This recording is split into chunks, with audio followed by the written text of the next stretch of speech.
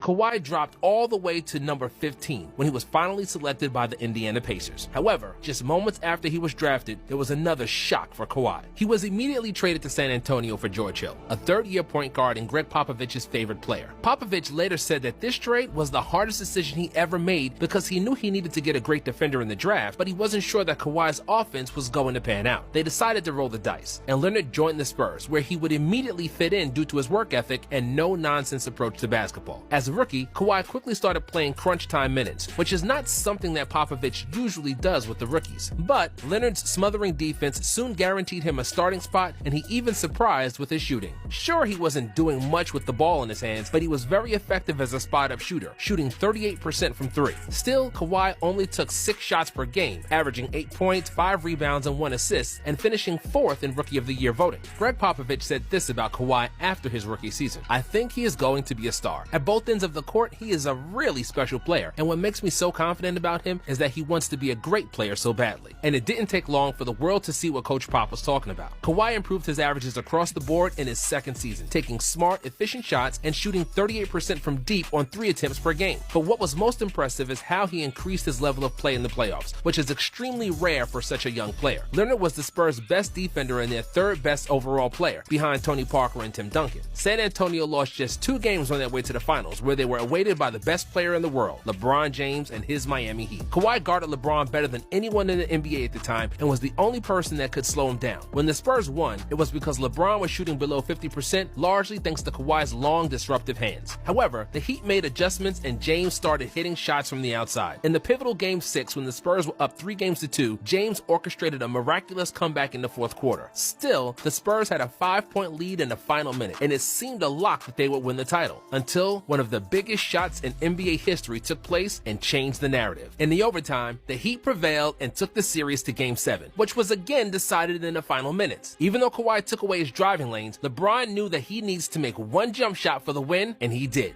James finished with 37 points, proving his status as the best in the world, and Miami stole the championship away from the Spurs. Kawhi averaged 15 points, 11 rebounds, and 2 steals in the finals, and he put the world on notice. He arrived on the big scene, but Kawhi being Kawhi, he didn't rest on his laurels. Leonard worked extremely hard in the offseason, further improving his shot and putting on muscle. For the 2014 season, his efficiency increased.